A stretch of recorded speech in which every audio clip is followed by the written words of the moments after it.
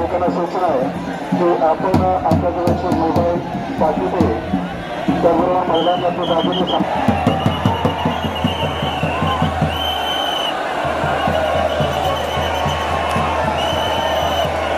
सिद्धनाथाच्या नावानं माता जोगेश्वरीच्या नावानं